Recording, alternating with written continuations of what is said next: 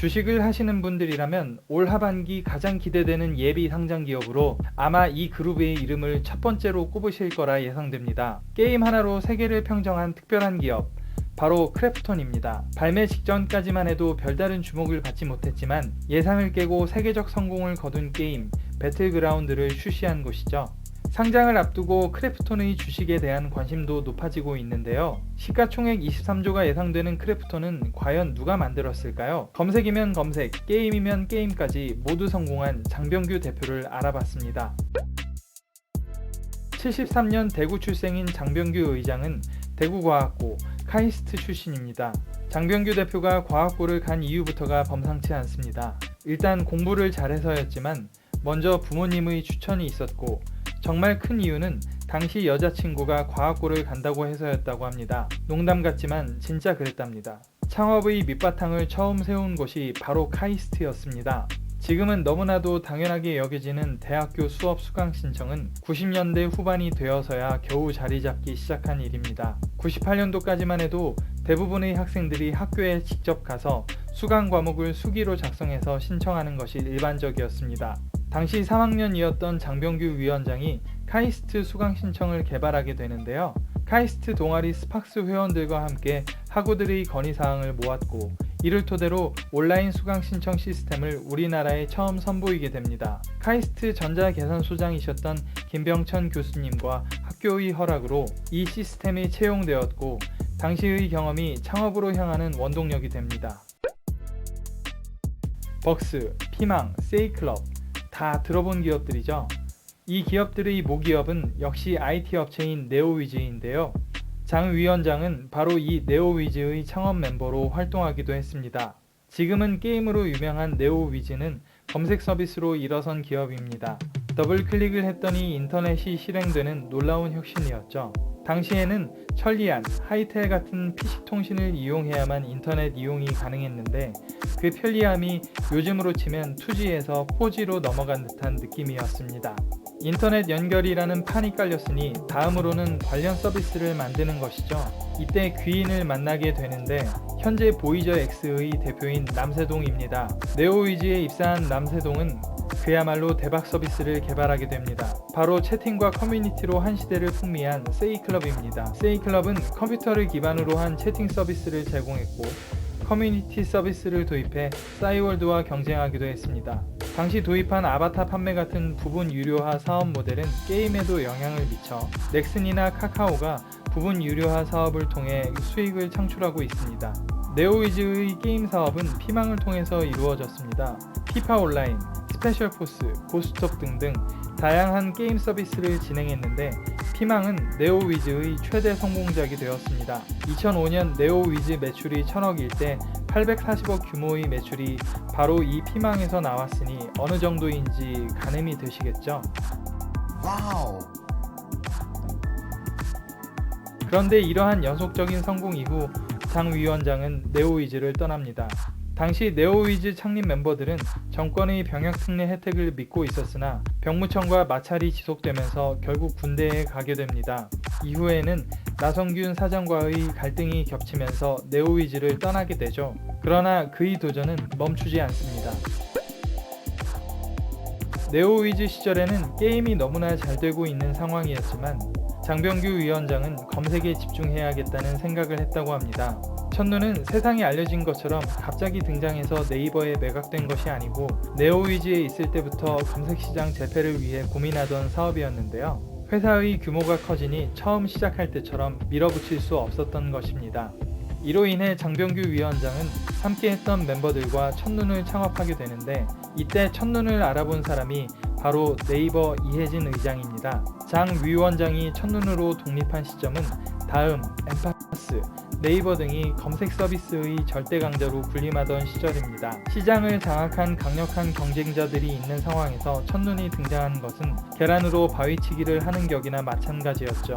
잠깐 이혜진 의장의 탁월한 안목에 대해 이야기하지 않을 수 없는데 이미 네이버 자체에서 개발한 검색 기능이 있음에도 불구하고 당시 350억 원이라는 거금으로 첫눈을 인수하게 됩니다. 그리고 이 첫눈의 member들은 훗날 라인의 성공 신화를 쓰게 됩니다. 이후 장 위원장은 자신의 지분 중 100억을 첫눈 멤버들에게 나눠줍니다. 첫눈을 창업한 장 위원장이 그렇게 단기에 매각을 한 것은 이유가 있었는데요. 장 위원장은 개인적으로 첫눈 사업을 실패라고 생각했다고 합니다. 그런데 네이버 이혜진 의장이 첫눈 인수의 의미에 대해 설명을 했고, 이 이야기를 들은 장 위원장은 조직 전체를 넘기기로 마음을 먹게 됩니다. 구글이 당시 네이버보다 더 많은 인수 금액을 제안했다고 하는데, 이혜진 의장의 비전이 첫눈에 더 적합하다고 판단한 것이죠. 그리고 새로운 길을 찾은 장 위원장의 변신은 계속됩니다. 새로운 사업도 쉬울 것 같았지만 실제로는 그렇지 않았습니다. 블루홀의 전신인 크래프톤의 창업 후 한동안 쉽지 않은 길을 가는데요. 알토스 벤처스 등 유수의 벤처 캐피털로부터 수백억을 투자받았지만 8년간 돈을 벌지 못해 자금이 고갈되었고, 이에 매각을 고려하게 됩니다. 경영을 맡긴 김강석 대표이사에게 매각 의사를 밝히고 의견을 묻자 한 달여간 고민을 하던 김 이사는 이때 해보겠다는 의사를 밝힙니다. 이미 400억이 투자됐고 장 위원장의 주식 중 300억이 담보로 잡혀 있었지만 김강석 대표의 해보겠다는 의지 표명에 블루홀은 존속하게 됩니다. 사업을 지속하기로 결정하긴 했지만 당장 수익 모델은 불투명한 상황. 돌파구가 필요했던 장 위원장은 인수합병에서 길을 찾습니다. 1년에 걸쳐 주식 스왑으로 4개의 게임 회사를 인수하게 되는데, 그 중 하나가 바로 배틀그라운드의 개발사 진호게임즈였습니다. 사실 당시 사내에서는 배틀그라운드의 흥행을 예측한 이가 없었다고 합니다. 제가 개인적으로 블루홀의 기업 행사 일을 했던 적이 있는데, 당시 주축 스태프분에게 듣기로 썩 기대감 있게 출발하진 않았다고 하네요.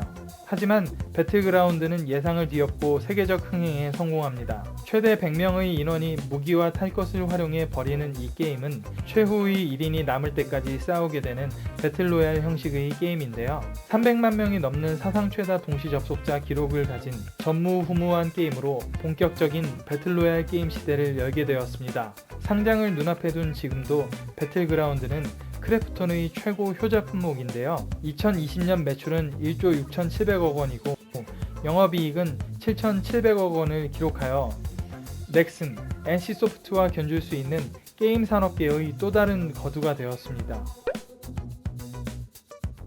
연쇄 창업으로 성공한 장 위원장이 추진한 또 다른 일은 벤처 캐피탈이었습니다. 1세대 IT 창업가들 중 많은 사람들이 벤처 투자에 나서게 되었는데, 장 위원장은 이들 중에서도 발군의 실적을 올리고 있습니다. 당시 어느 곳에서도 자금을 유치하지 않고 본인이 전액 투자를 했습니다. 정부 자금을 지원받지 않은 것은 쓸데없는 문서 작업이 많았기 때문이었는데요. 이 덕분에 리스크는 컸지만 장 위원장의 주관대로 투자가 가능했습니다. 장 위원장이 설립한 본 엔젤스의 투자 사례 중 가장 성공적인 것은 바로 배달의 민족을 운영하는 우아한 형제들에 투자한 것입니다. 3억 원을 투자한 이 회사는 2019년 딜리버리 히어로에 매각되는데, 매각 금액은 3천억으로 8년 만에 1000배의 수익을 거두었습니다. 누군가는 이런 투자 활동에 대해 돈을 불리려는 행동이라 하겠지만, 건물을 사는 등의 단순한 자산 증식 활동에 비해서 업계 선배로서 조언을 해줄 수 있고 어려움을 이해해줄 수 있는 투자자라면 이제 창업을 준비하는 사람들에게 훨씬 도움이 될 수 있지 않을까 싶습니다. 그렇다면 과연 장 위원장이 한 일에 무조건 좋은 일만 있을까요? 개발자들 사이에서는 크래프톤의 높은 업무 강도에 대한 비판이 많고, 프로젝트 중단 시 비정규직으로 전환되는 리부트셀이 논란이었습니다. 리부트셀에 들어간 후 다른 팀에 합류하지 못하면 계약 만료로 해고되는 구조가 사원 입장에서는 너무나 불안 요소가 큰 문제인 것이죠. 크래프톤의 입장은 인력들의 재충전을 위한다는 이야기지만 이미 수백 명이 비정규직으로 전환된 것이 작년 말 보도되었습니다. 2019년에는 장 위원장이 주 52시간제가 일할 권리를 빼앗는다며 사원들 입장에서는 결코 편치 않은 발언을 하기도 했는데요. 이후 주 52시간제를 정착시키겠다고 공언을 하기도 했지만 아직까지 논란은 완전히 사그러들지 못한 상태입니다. 장 위원장은 인터뷰에서 주 40시간 일하는 것이 모토였다고 하는데, 이런 논란이 일어난 것을 보면 안타깝기 그지없습니다. 물론 이제 창업한 회사에서 주 52시간제를 외치는 것은 쉽지 않은 일이지만 크래프톤 정도의 규모를 갖춘 회사에서 이런 일이 발생한다는 것은 글쎄요. 장 위원장은 이미 회사를 매각하며 지분을 직원들에게 준 적이 있습니다. 회사의 규모가 커지다 보니 분배에 대한 고민도 하고 있을 것입니다. 이미 투자를 실행한 주주들의 원가 절감에 대한 압박, 대형 투자를 진행한다 해도 무조건 성공할 거라는 보장이 없는 게임의 특성 등 회사를 이끄는 입장에서 고민되는 부분들이 많겠죠.